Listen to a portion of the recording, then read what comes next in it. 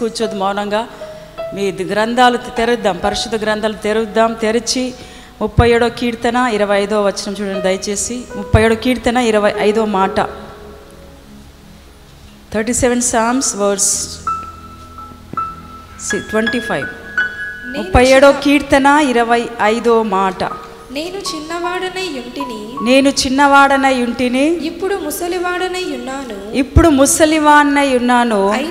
అయినను నీతిమంతులు విడవబడుట విడవబడుట కాని వారి సంతానము భిక్షమెత్తుట కాని నేను చూచి ఉండలేదు. ఈ మాట చదువుతుంటే ప్రభు మనల్ని ఎన్నడూ భిక్షమెత్తుకునే వారిగా చేయడు ప్రియదేని బిడ్డ. హల్లెలూయా. నిజంగా ఇంకోసారి చదువుదాం కీర్తనలో 37వ కీర్తన. నేను చదువుతాను దయచేసి. 37వ కీర్తన 25వ వచనం. నీతిమంతులు భూమిని కీర్తనలో 37:25వ వచనం. 37 నేను చిన్నవాడనై ఉంటిని ఇప్పుడు ముసలివాడనై ఉన్నాను. అయినను నీతిమంతులు విడవబడగాని వారి సంతానము భిక్షమెత్తుట కాని నేను చూచి ఉండలేదు. హల్లెలూయా. అయినను నీతిమంతులు విడవబడ కానీ వారి సంతానము భిక్షమెత్తుట కానీ నేను చూచి ఉండలేదు. నీతిమంతులకు ఇలాంటి అద్భుతమైన ఆశీర్వాదం ప్రభు మనకి ఇస్తాడు. హల్లెలూయా. ఎవరికి ఇస్తాడో తెలుసా? నీతిమంతులు ఎప్పుడు భిక్షమెత్తుకోరు. హల్లెలూయా. అలా అంటే దేవుడు ఎంతగా ఆశీర్వదిస్తాడంటే అలాంటి స్థితి నీకు రాదు, అలాంటి గతి నీకు పట్టదు. ఎందుకంటే నువ్వు నీతిగా ఉన్నావు కాబట్టి. హల్లెలూయా. నీతిగా ఉన్నావు కాబట్టి నువ్వు ఎన్నడూ భిక్షమెత్తుకోవు ప్రియదేని బిడ్డ. హల్లెలూయా. ఎప్పుడు నీ కొదవ రాదు, కొరత రాదు. అలా అందుకే రోమీయులు రాసిన పత్రిక 5వ అధ్యాయము 1వ వచనంలో ఒక మాట చూడండి. రోమీయులు రాసిన పత్రిక 5వ అధ్యాయం 1వ వచనం. కాబట్టి విశ్వాస మూలముగా మనము నీతిమంతులుగా తీర్చబడి హల్లెలూయా. హల్లెలూయా. విశ్వాసులుగా మనం ఎట్లున్నామంట? నీతిమంతులుగా తీర్చబడి. హల్లెలూయా. ఇక్కడ విశ్వాసంలో మనం ఎట్లుండాలంటే నీతిమంతులుగా తీర్చబడాలి. ఎప్పుడైతే విశ్వాసంతో ఉంటామో మనం దేవుడు నీతిమంతులుగా తీర్చబడతాం. ఈరోజు చాలాసార్లు మన జీవితంలో విశ్వాసం లేని జీవితాలుగా ఉన్నాయి, నీతిగా లేని జీవితాలుగా ఉన్నాయి. అయితే ప్రభు అంటున్నాడు నీతిమంతులు ఎప్పుడు భిక్షం అడుకున్నట్లు చేయడు, ఎప్పుడు ఇతరులకు ఇచ్చే వ్యక్తులుగా ఉంటాడు. హల్లెలూయా. ఎప్పుడు ఇతరులకు ఆశీర్వాదకరంగా ఉంటారు నీతిమంతులు. పరిశుద్ధ గ్రంథంలో చాలామంది భక్తుల గురించి తెలుసుకోవచ్చు మనము. అక్కడ రాసి ఉంది లేఖనాల్లో, నీతిమంతులు ఎన్నడూ కదల్చబడరు అని దేని వాక్యం సెలవిస్తుంది. ఏమిటంట? నీతిమంతులు ఎన్నడూ కదల్చబడరు. ఎన్ని పరిస్థితులు వచ్చినా, ఎన్ని బాధలు వచ్చినా, ఎన్ని సమస్యలు ఒకటి మీద ఒకటి వచ్చినా మన జీవితంలో ఏం చేయాలంటే కదల్చబడం.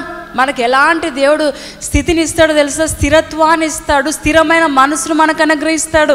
ఈరోజు చాలామంది పడిపోతున్నారు, లేకపోతే జారిపోతున్నారు, దేవుని విడిచి తిరుగుతున్నారంటే వాళ్ళు ఏం లేదు తెలుసా? వారు ఎలాంటి వారు తెలుసా? వారు నీతిమంతులు కాదు. హల్లెలూయా. నీతిమంతులు కాదు కాబట్టి వారు కొన్ని శ్రమలు వచ్చినా, కొన్ని బలీయతలు వచ్చినా ఏం చేస్తున్నారంటే పడిపోయిన పరిస్థితిలో ఉంటున్నారు, జారిపోయిన పరిస్థితిలో ఉంటున్నారు. అయితే ప్రభు అంటున్నాడు నీతిమంతులు ఎన్నడూ కదల్చబడరు, నీతిమంతులు భిక్షం ఎత్తుకోరు. అడుక్కొని వారిగా పెట్టాడు దేవుడు. హల్లెలూయా. ఆయన అందుకే దేవుని వాక్యంలో ఒక మాట ఉంది, ఆయన నమ్ముకున్న వారిని ఎంత మాత్రము విడిచిపెట్టే దేవుడు కాదు మన దేవుడు. తలగా ఉంచుతాను కానీ తోకగా ఉంచడం దేవుని వాక్యం సెలవిస్తుంది. ఎప్పుడు అప్పు ఇచ్చే వ్యక్తిగానే ఉంచుతాడు. హల్లెలూయా. ఎవరినో తెలుసా? నీతిమంతులు ఎప్పుడు అప్పు ఇచ్చేవానిగా ఉంచుతాడు కానీ అప్పు తీసుకునేవానిగా ఎన్నడూ ఉంచాడు ప్రియదేవుడు. అలాంటి గొప్ప దేవుణ్ణి మనం కలిగి ఉన్నాం. హల్లెలూయా. నీతిమంతులు దేవుడు ఏం చేశాడంట? ఎన్నడూ భిక్షం వారిగా ఉంచడు. హల్లెలూయా. ఎందుకంటే దేవుడు మనల్ని ఆయన రక్తం చేత కడిగాడు. హల్లెలూయా. ఆయన రక్తము చేత మళ్ళీ నీతిమంతులుగా తీర్చబడ్డాం. హల్లెలూయా. ఆయన రక్తము చేత నిష్కలంకమైన, నిర్దోషమైన, పరిశుద్ధమైన, అమూల్యమైన రక్తాన్ని దేవుడు యేసయ్య నీ కోసం నా కోసం ఏం చేశాడు? కార్చాడు. కాబట్టి ఆ రక్తం మనల్ని ఏం చేసింది తెలుసా? నీతిమంతులుగా మార్చింది. ఆయన రక్తం ఏం చేసింది తెలుసా? మన పరిశుద్ధులుగా మార్చింది. ఆయన రక్తం మనల్ని స్వస్థపరిచింది. ఆయన రక్తం మనల్ని విమోచించింది. హల్లెలూయా. కాబట్టి అలాంటి రక్తాన్ని మనం ఆశ్రయించే వారిగా ఉన్నాము. హల్లెలూయా. కాబట్టి నీతి మంతులు అంటే దేవునికి ఎంతో ఇష్టం. అందుకే సామెతల్లో మనం చూసినట్లయితే నీతి మంతుల గురించి అనేకమైన మాటలు ఉన్నాయి. హల్లెలూయా, అనేకమైన మాటలు. అయితే చూడండి, ఈ వారి సంతానమును నీతిమంతులంట అట్టివారు వారి సంతానం ఎప్పుడు కూడా ఎట్లుందంటే భిక్షం అడిగే పరిస్థితి ఉండదు. ఎందుకో తెలుసా? చూడండి, ఒక మాట చూద్దాం. 37వ కీర్తన 17వ వచనం చూడండి. 37వ కీర్తన 17వ వచనం. భక్తిహీనుల బాహువులు 37వ కీర్తన 17వ వచనం. భక్తిహీనుల బాహువులు విడవబడును, నీతిమంతులకు యెహోవాయే సంరక్షకుడు. హల్లెలూయా. నీతిమంతులకు దేవుడు ఎట్లుంటాడు తెలుసా? సంరక్షకుడుగా ఉంటాడు. కాబట్టి వారు ఏం గారంట? విడవరు. నీతిమంతులకు దేవుడు ఎట్లుంటారు? సంరక్షకుడుగా ఉంటాడు. హల్లెలూయా. ఎప్పుడు మళ్ళీ సంరక్షిస్తూనే ఉంటాడు, ఎప్పుడు మళ్ళీ కాపాడుతూనే ఉంటాడు. హల్లెలూయా. నువ్వు ఏ పరిస్థితిలో ఉన్నా దేవుడు ఎప్పుడు విడిచిపెట్టే దేవుడు కాదు. హల్లెలూయా. ఎన్నడూ విడిచిపెట్టే దేవుడు కాదు. కొన్నిసార్లు కొంతమంది విడిచిపెట్టి వెళ్ళిపోతూ ఉంటారు. నాకు వారు బాగా తెలుసు, లేకపోతే నాకు వారు బాగా ప్రేమిస్తారు అన్నవారు కొన్నిసార్లు విడిచిపెట్టి వెళ్ళిపోతూ ఉంటారు. అయితే మన ప్రభు ఎన్నడూ విడిచిపెట్టే దేవుడు కాదు. ఎందుకంటే నీతి మంతులను దేవుడు సంరక్షించేవాడు కాబట్టి ఆయన విడువడు. హల్లెలూయా. కాబట్టి ఒకవేళ ప్రభు మనతో మాట్లాడుతున్నాడు, నువ్వు పరీక్షించుకోవచ్చు. నువ్వు దేవుడు విడిచిపెట్టాడంటే నువ్వు ఎట్లుండాలి, ఏ విధంగా ఉన్నావో తెలుసా? నువ్వు నీతిగా లేవు. అలా నీతి మంతురాలుగా లేవు కాబట్టే దేవుడు నిన్ను విడిచిపెట్టే పరిస్థితులను తెచ్చుకున్నావు. ప్రియదేని బిడ్డ, ఈరోజు చాలామంది విడవబడిన పరిస్థితిలో ఉన్నారు. చాలామంది దేవుడు చేతుల నుంచి జారిపోయిన పరిస్థితిలో ఉన్నారు. దేవుడు ఎల్లప్పుడూ మన చేతులు పట్టుకునే దేవుడు. ప్రియదేని బిడ్డ, ఎల్లప్పుడూ మన చేతులు పట్టుకునే దేవుడు. కొన్నిసార్లు మనమే ఆ చేతులు దేవుడు పట్టుకుంటే ఆ చేతులు విడిచిపెట్టి పరిగెడుతూ ఉంటాం. హల్లెలూయా. కానీ మన దేవుడు ఎన్నడూ విడిచిపెట్టే దేవుడు కాదు, ఎన్నడూ వదిలిపెట్టే దేవుడు కాదు. నువ్వు పాపంలో ఉన్నప్పుడు, లేకపోతే భయంకరమైన పరిస్థితిలో ఉన్నప్పుడు నీ చేతిని ఎప్పుడు పట్టుకునే దేవుడు.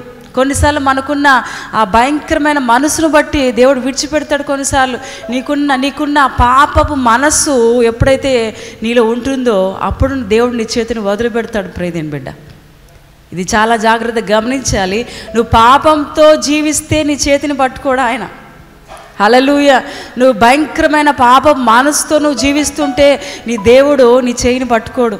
ఎప్పుడు పట్టుకుంటాడు తెలుసా? ఎప్పుడైతే నువ్వు ఎల్లప్పుడూ ఆయన మీద ఆధారపడి, ఆయన మీదనే ఆధారపడి, ఆయన ఎల్లప్పుడూ ఆనుకునే బిడ్డగా ఉంటే అప్పుడు దేవుడు నిన్ను ఎప్పుడు పట్టుకునే దేవుడు. ప్రియదేని బిడ్డ, హల్లెలూయా. ఆయన ఎంతవరకైతే నువ్వు ఆనుకుంటావో, ఎంతవరకైతే ఆయన మీద ఆధారపడతావో అంతవరకు నీ చేయి పట్టుకుని నేను ముందుకు నడిపించే గొప్ప దేవుడు ఆయన. హల్లెలూయా. పేతురు నీళ్ళలో మునిగిపోతున్నప్పుడు పేతురు ఏం చేస్తున్నాడు? నీళ్ళలో నడవాలనే ఆశ ఉంది. ఎవరికి? పేతురికి. ఎందుకంటే యేసుప్రభువు నీళ్ళ మీద నడుచుకుంటూ వస్తుంటే అక్కడ దోణిలో పడవలో వీళ్ళు శిష్యులు వెళ్తున్నారు, ప్రయాణం చేస్తున్నారు. ఆ యేసుప్రభు వారు నీళ్ళ మీద నడుచుకుంటూ వస్తే వారు అనుకున్నారు, భయపడ్డారు, భూతం వస్తుంది, దయ్యం ఉందని భయపడుతున్నారు.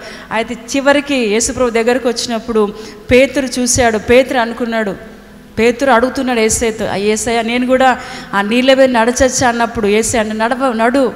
ఎప్పుడైతే యేసుప్రభు వారు చూస్తున్నంత వరకు పేతురు ఏం చేస్తు నీళ్ళ మీద నడుస్తున్నాడు. ఎప్పుడైతే ఆయన చూపు, హల్లెలూయా, ఆయన చూపు నీళ్ళ మీద పడిందో, హల్లెలూయా, నీళ్ళ మీద పడిందో ఇంకా నడవలేకపోయాడు. ఎందుకంటే ఆయన చూపు ఎవరి మీద ఉంది? దేని మీద ఉంది? నీళ్ళ మీద ఉంది. ఆ నీళ్ళు నన్ను ముంచేస్తాయేమో, ఆ నీళ్ళు నన్ను ముంచేస్తాయేమో అనే భయం అతనిలో ఉండి ఏమైపోయాడు? ఆ భయంతో ఏం చేస్తున్నాడు? ఏమయ్యాడు? మునిగిపోసాగాడు. అప్పుడు వెంటనే యేసయ్య తన చేతులు చాపి పేతురుని ఏం చేశాడు? పైకి లేపాడు. హల్లెలూయా. కాబట్టి అలాంటి పరిస్థితిలో ఉన్నట్లయితే సమస్యలతో, ఒత్తిళ్లతో, లేకపోతే శ్రమలతో, బాధతో, రోగంతో ఒకవేళ నువ్వు ఉంటే ప్రభువుని ఎప్పుడైతే నువ్వు ఆనుకుంటావో, సమస్యల వైపు చూస్తే నువ్వు ఏం సాధించలేవు. నీ రోగం వైపును చూస్తే ఏమి సాధించలేవు. ఎప్పుడైతే ఆ రోగాన్ని స్వస్థపరిచే దేవుని వైపు నువ్వు ఎప్పుడైతే చూస్తావో దేవుడు ఖచ్చితంగా నీ రోగాన్ని దేవుడు బాగు చేస్తాడు. నీకున్న సమస్యలంతటినీ దేవుడు తీసివేస్తాడు.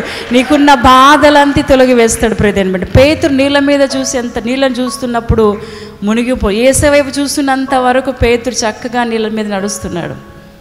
ఎప్పుడైతే ఆయన దృష్టి నీళ్ళ మీద మళ్ళిందో, ఆయన చూపు నీళ్ళని చూస్తున్నాడు, ఆ అద్భుతమైన వాటర్ని, ఆ నీళ్ళని చూస్తున్నాడు. ఓ నీళ్ళు నన్ను ముంచేస్తావేమో, నేను మునిగిపోతానేమో అనే భయంతో ఏమయ్యాడు, మునిగిపోసాగాడు. అతనికి భయమే అతను ఏం చేసింది, ముంచేటట్లు చేసింది. అయితే ప్రభు అక్కడ ఉన్నాడు, సృష్టికర్త, లోక రక్షకుడు, లోకాన్ని కలగజేసిన గొప్ప దేవుడు అక్కడ ఉన్నాడు. కాబట్టి పేతురు యొక్క చేయిని పట్టుకొని పైకి లేపాడు. ప్రియదేవుని నిజంగా ప్రియదేవుని బిడ్డ, ప్రియ సోదరి, నీతి మంతులుగా ఉంటే దేవుడు ఏం చేస్తాడో తెలుసా, సంరక్షిస్తాడు. హల్లెలూయా. నీతి మంతులు ఎప్పుడు దేవుడు సంరక్షిస్తూనే ఉంటాడు, ఎందుకంటే వారిని విడిచిపెట్టాడు దేవుడు. హల్లెలూయా. ఈ లోకంలో నీతిగా నువ్వు జీవిస్తే దేవుడు నిన్ను సంరక్షిస్తూనే ఉంటాడు. అనేకమైన ఇబ్బందుల నుంచి, అనేకమైన వాటి నుంచి దేవుడు సంరక్షిస్తూనే ఉంటాడు. ఎందుకంటే నీతి మంతులు ఎన్నడూ విడిచిపెట్టడు. హల్లెలూయా, హల్లెలూయా. కాబట్టి ప్రియ దేవుని బిడ్డ, ప్రభు ఈరోజు మనతో మాట్లాడుతున్నాడు. నీతి మంతులు ఎన్నడూ భిక్షం అడుక్కునేటట్లు చేయడు, ఒకరికి అప్పు ఇచ్చేవానిగా చేస్తాడు. ప్రియ దేవుని బిడ్డ, ఎల్లప్పుడు మనం కొద్దిగా ఉన్నా, కొద్ది దాంట్లోనే ఎట్లుంటుందో తెలుసా, తృప్తి మనకు ఉంటుంది. కొంచెం ఆహారం తిన్నా మనకు కడుపు నిండిపోతుంది. అదేంటో తెలుసా, ఆశీర్వాదకరం. హల్లెలూయా. నీతిమంతుడు అలాంటి జీవితాన్ని దేవుడు ఇస్తాడు, తృప్తినిస్తాడు. మనం ఎంతో సంపాదించాలి, ఏదో చేయాలి, ఏదో చేసుకోవాలి, బాగా సంపాదించుకోవాలి, బాగా తినాలి అంటే మనది కాదు. నీతిమంతులుగా నువ్వు కొంచెం తిన్నా ఆ కొంచెంలో నీకు తృప్తి ఉంటుంది. ప్రియదేని బిడ్డ, నీ కడుపు నిండిపోతుంది. హల్లెలూయా. ఎంత తిన్నా ఇంకా ఆకలి వేస్తుంది, ఎంత తిన్నా ఆకలి వేస్తుంది అంటే నీళ్ళు ఎవరున్నారో తెలుసా, సాతాను ఉన్నాడు. శాపం నీ కడుపులో ఉంది, అందుకే ఎంత తిన్నా ఆకలి తీరట్లేదు. ఎంత తిన్నా మనకున్న ఆకలి తీరట్లేదంటే నీ కడుపులో ఏముంది తెలుసు, సాతాను ఉన్నాడు. హల్లెలూయా. శాపం ఉంది. ఇక్కడ ప్రియ దేవుని బిడ్డ, నీతి మంతులుగా నువ్వు ఉంటే దేవుడే సంరక్షిస్తాడు. నువ్వెక్కడికి వెళ్ళినా నీకు కాపుదల, ఎక్కడికి వెళ్ళినా నీకు సంరక్షకుడుగా ఆయన ఉండి ముందుకు నడిపిస్తాడు. ఎందుకంటే ఆయన మనల్ని విడిచిపెట్టడు. ఇందాక మనం చదువుకున్న 37వ కీర్తనలో, ఇందాక మనం చదువుకున్నాం చూడండి, 37వ కీర్తన చదవండి. నీతిమంతులకు యెహోవాయే సంరక్షకుడు. హల్లెలూయా. ఇక్కడ 37వ కీర్తన 17లో నీతిమంతులకు యెహోవాయే సంరక్షకుడు. ఎందుకంటే మనల్ని ఆయన విడిచిపెట్టడు. హల్లెలూయా. ఎప్పుడు పట్టుకునే ఉంటాడు, ఎప్పుడు విడిచిపెట్టే దేవుడు కాదు. హల్లెలూయా. ఇక్కడ దేవునికి మహిమ కలుగును గాక.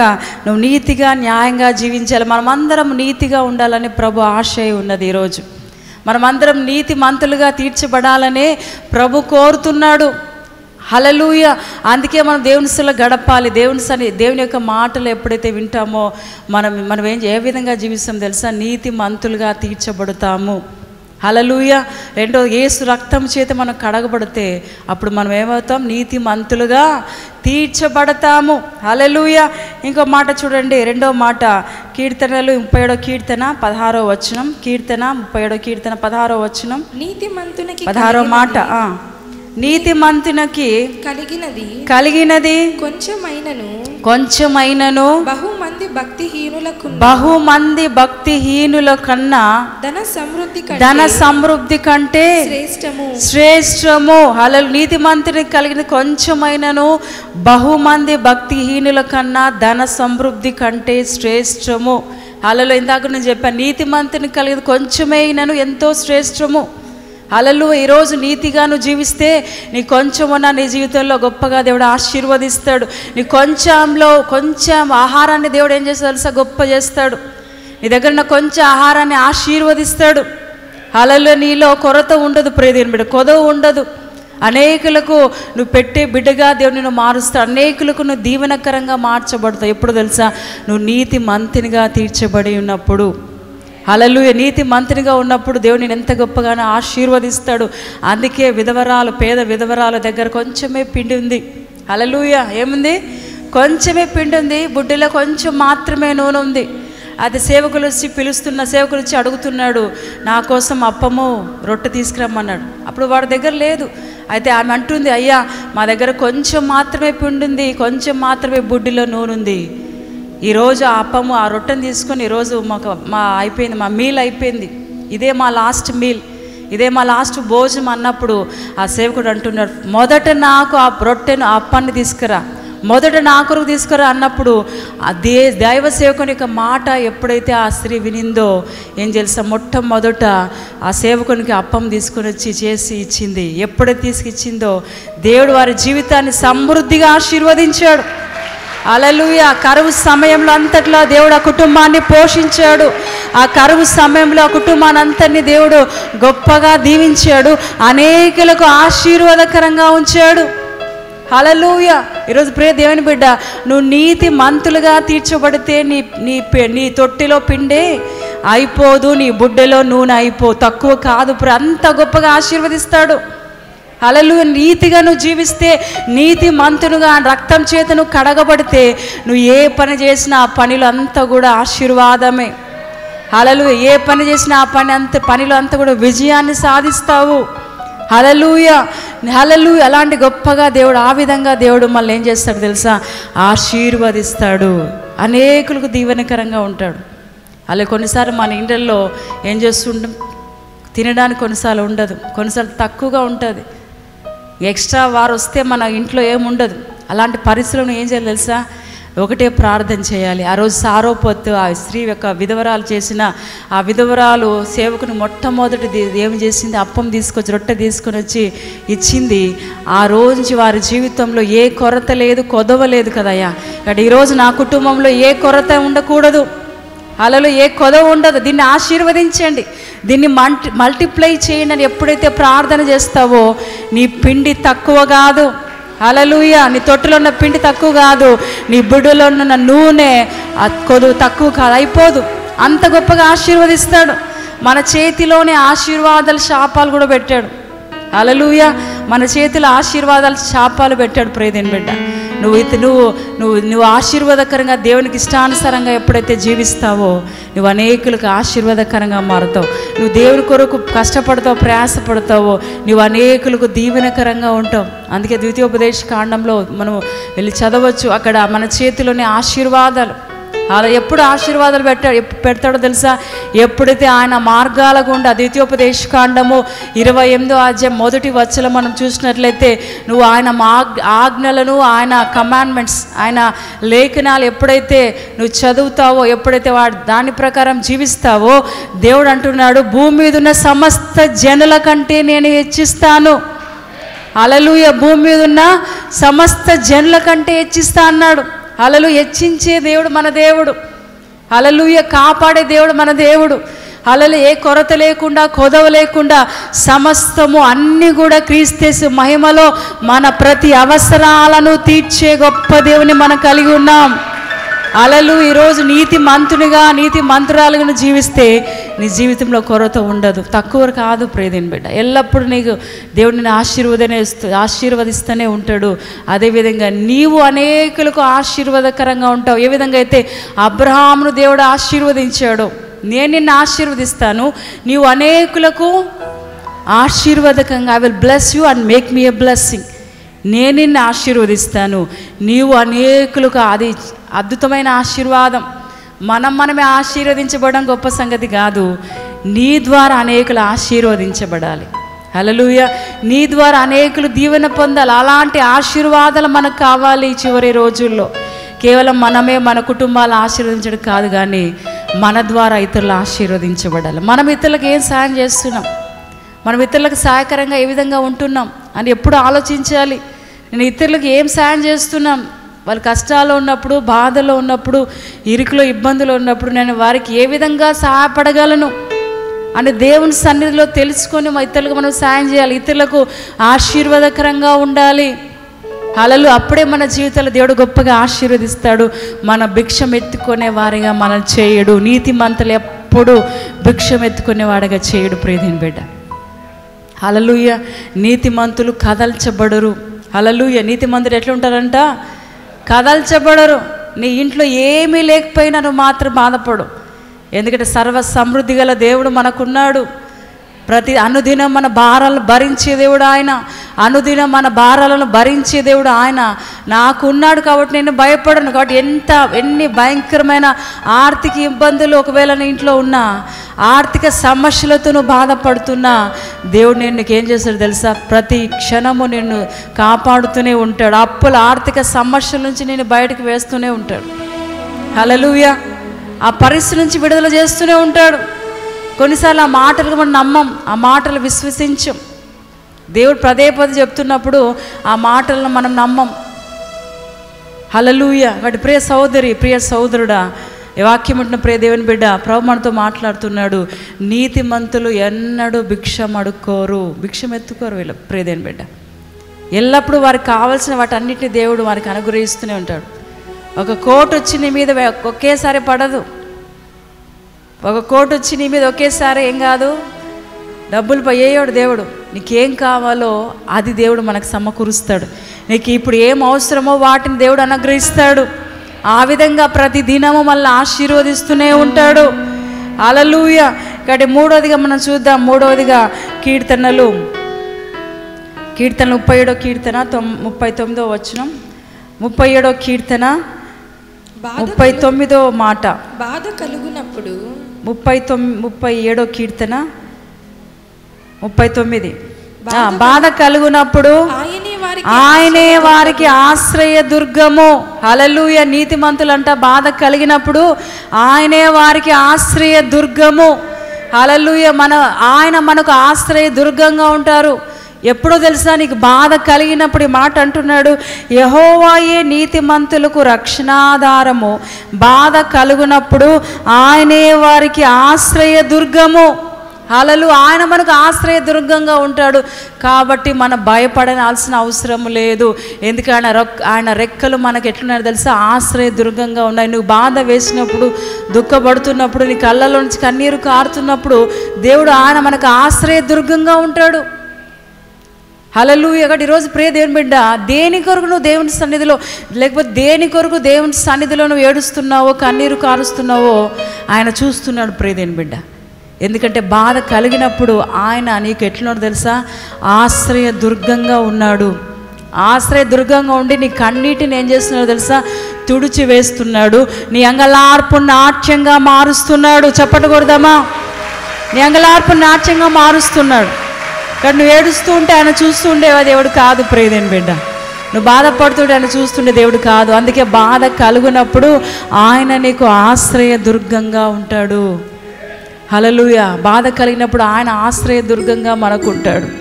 హల్లెలూయా. ఎప్పుడైతే నువ్వు ఆ పరిస్థితిలో, ఆ భయంకరమైన పరిస్థితిలో నువ్వు దేవుని సన్నిధికి వస్తావో, ఆయననే ఆశ్రయంగా నువ్వు పెట్టుకుంటావో, దేవుడు నీకు ఆయన రెక్కలు నీ మీద ఉంటాయి. హల్లెలూయా. ఆయన రెక్కల చేత నిన్ను భద్రపరుస్తాడు.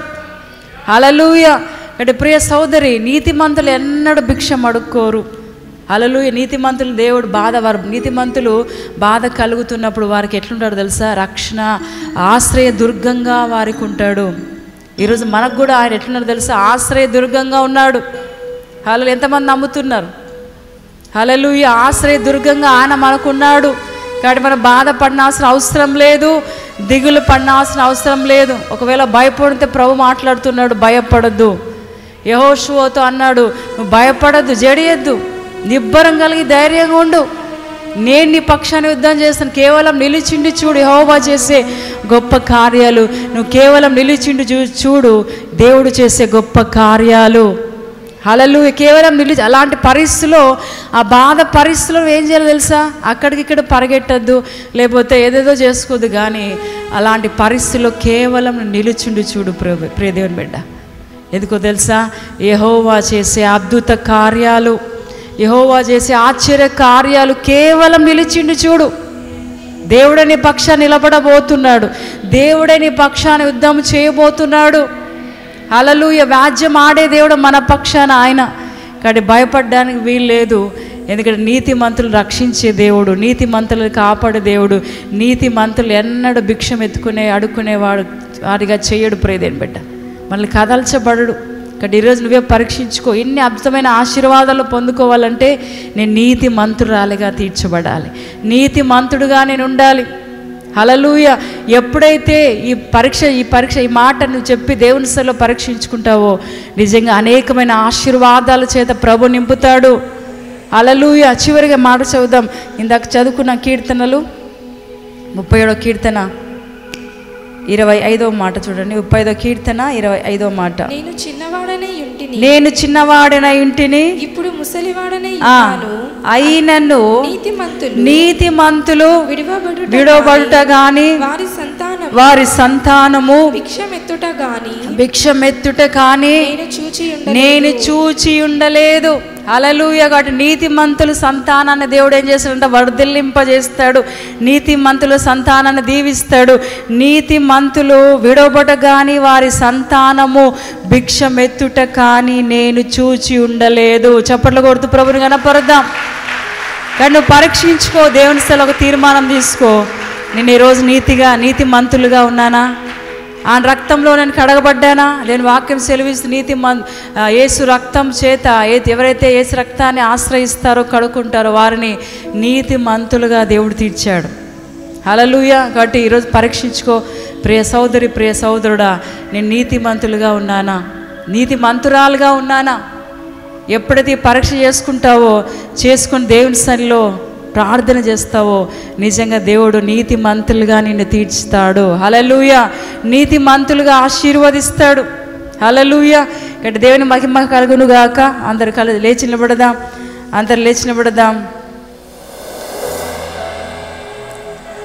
ఎవరైతే యేసుక్రీస్తునందు విశ్వాసం ఉంచుతారో వారు నీతిమంతులుగా తీర్చబడతారు. కాబట్టి ఆయన మీద విశ్వాసం ఎప్పుడైతే ఉంచుతావో దేవుని నీతిమంతులుగా నీవు తీర్చబడతావు. ప్రియదేవుని బిడ్డ. కాబట్టి కళ్ళు మూసుకుందాం. ఉదయకాలసం కళ్ళు మూసుకుందాం. ప్రభు ఈరోజు మనతో మాట్లాడుతున్నాడు. నీతిమంతులు ఎన్నడూ భిక్షం ఎత్తుకోరు, వారి సంతానం భిక్షం ఎత్తుకునే వారిగా చేయడు ప్రియదేవుని బిడ్డ. ఎందుకంటే ఎన్నడూ ఆయన వారిని విడవడు. నీతిమంతులు విడవక కాపాడుతూనే ఉంటాడు ప్రియదేవుని బిడ్డ. అలాంటి పరిస్థితి నీకు రాకుండా దేవుడు నిన్ను కాపాడుతూ వస్తాడు, నిన్ను సంరక్షిస్తూనే ఉంటాడు. ఇక్కడ ప్రియ సోదరి ప్రార్థన చేసుకుందాం. అయ్యా, నేను నీతిమంతులుగా నన్ను తీర్చండి అయ్యా. నీ రక్తం చేత నన్ను నీతిమంతులుగా మార్చండి అయ్యా. ఎందుకంటే మీ రక్తం నన్ను కడగడం, మీ రక్తం అమూల్యమైన రక్తం, నిష్కళంకమైన రక్తం, నిర్దోషమైన రక్తం చేత నన్ను కడగండి నాయన. శుభ్రపరచండి, నా పాపానంతటి మీ రక్తంతో కడగండి నాయన అని ఎప్పుడైతే ప్రార్థన చేస్తావో ఆయన రక్తంతో నువ్వు కడుక్కుంటావు, నీతిమంతులుగా తీర్చబడతావు.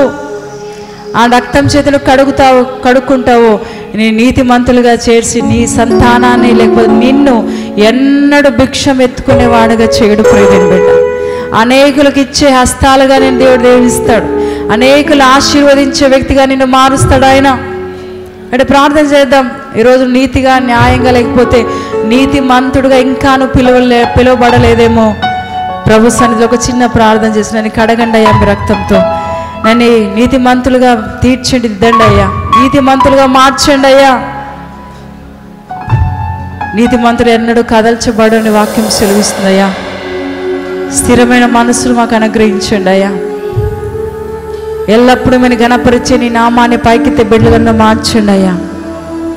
ప్రతి ఒక్కరు ప్రార్థన చేసుకుందాం. ఉదయకాల సమయంలో ప్రభు చక్కటి అవకాశాన్ని మనకిచ్చాడు. ప్రార్థన మమ్మల్ని మనం పరీక్షించుకుందాం ప్రియదేవుని బిడ్డ. ఈరోజు ఎలాంటి మనసుతో ఒకడికి వచ్చినావో ప్రభు సన్నిధిలో ఒప్పుకో. ఒకవేళ నీతిమంతురాలుగా నీతిమంతుడుగా లేకపోతే దేవుని ఆశ్రయించు. ఎందుకంటే ఆయన మనకు ఆశ్రయ దుర్గంగా ఉన్నాడు. ఆయన రెక్కలు మళ్ళీ మీద ఉన్నాయి, కప్పి ఉన్నాడు ప్రియదేవుని బిడ్డ. Thank you Jesus. అందరు కళ్ళు మూసుకుందాం. అందరు కళ్ళు మూసుకొని ప్రభుని గణపరుద్దాం ప్రియదేవుని బిడ్డ. నిజంగా ఉదయకాల సమయంలో మనం అందరినీ దేవుడు నీతిమంతులుగా తీర్చాడు. ఎందుకంటే మనమందరం ఆ రక్తం చేత కడగబడిన వారం, ఆయన రక్తం చేత మనము తీర్చబడిన వారం, ఆయన రక్తం చేత మనం కడగబడిన వారం ప్రియదేవుని బిడ్డ. ఆయన రక్తం మళ్ళీ మన పాపం నుండి మళ్ళీ పవిత్రులుగా చేస్తుంది ప్రియదేవుని బిడ్డ.